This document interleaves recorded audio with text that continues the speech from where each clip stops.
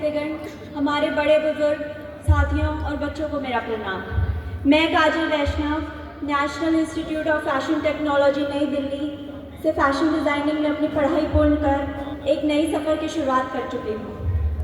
Fashion की दुनिया मेरे लिए अपनी कला और रचनात्मकता को एक सही दिशा देने का प्रयास था, लेकिन आज यही मेरी सोच, मेरी पहचान और मेरी अभिव्यक्ति बन चुकी है।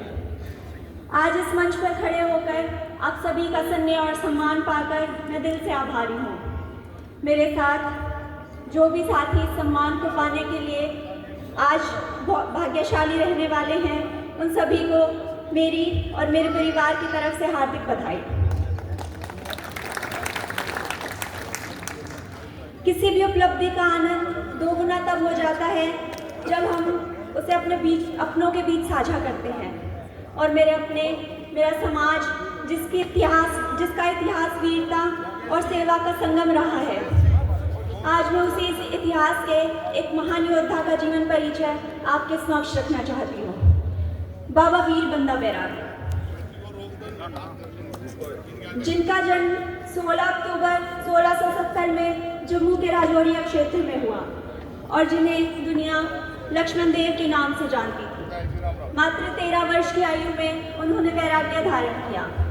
उन्होंने माधव दास और अंत में बंदा वीर बैरागी के रूप में अपनी पहचान बनाई।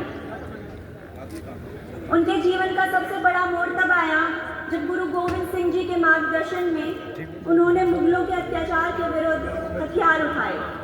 उन्होंने सोनीपत के समीप खांडा गांव में महंत श्री किशोर दास जी के मठ में शरण लेकर 9 महीनों तक अपनी सेना को प्रशिक्षित किया।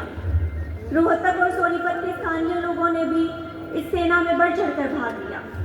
1709 में सोनीपत के शाही खजाने पर विजय उनकी वीरता का पहला प्रमाण बनी। इतिहास साक्षी है कि वो एक ऐसे योद्धा थे जो किसी अन्याय के सामने नहीं झुके।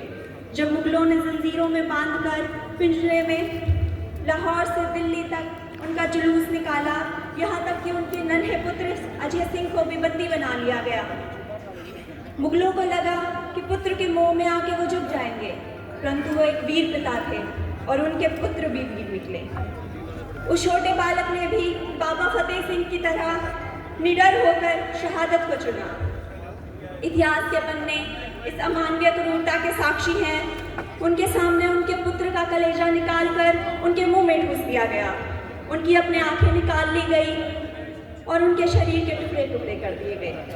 लेकिन इतनी भयावह यातनाओं के बाद भी बंदा वीर बैरागी अपने संकल्प से पीछे नहीं हटे। उन्होंने सिद्ध कर दिया कि एक सच्चा योद्धा केवल वह नहीं है जो युद्ध जीतता है, बल्कि वो है जो अपने सिद्धांतों पर अड़िग रहता है। मैं यहाँ बैठे युवाओं से निवेदन करना चाहती हूँ कि आप भी अपने माता पिता, शिक्षकों एवं अपने समाज द्वारा दिए गए संस्कारों और सिद्धांतों पर अड़िग रहें। इसी दृढ़ता से आप सफलता के आकाश को छू सकते हैं। लेकिन आज जब हम सफलताओं का उत्सव मना रहे हैं, मेरा मन उन लोगों की तरफ भी जाता है जो शायद इस मंच पर नहीं हैं। हमारे माता पिता, हमारे शिक्षक, जिनकी उपलब्धियां शायद कभी अखबारों में नहीं छपी, लेकिन जिनकी मेहनत ने हमें यहाँ तक पहुँचने का रास्ता दिखाया, और उस साथी भी जिन्होंने पूरी लगन से प्रयास किया, लेकिन शायद आज वो उस मुकाम तक नहीं पहुँच पाए जहाँ वो पहुँचना चाहते थे। हर व्यक्ति सफलता के लिए भाग्यशाली नहीं होता, लेकिन हर व्यक्ति सम्मान का पात्र अवश्य होता है। इसलिए हम हर इंसान को इसी सम्मान की दृष्टि से देखें जिस सम्मान से आज आप इस मंच पर बैठे लोगों और इस मंच पर सम्मानित होने वाले लोगों को देखने वाले हैं। अंत में बस यही कहना चाहूँगी कि ये मुकाम सिर्फ मेरा नहीं है, आप सबका है। हम सब मिलकर अपने समाज को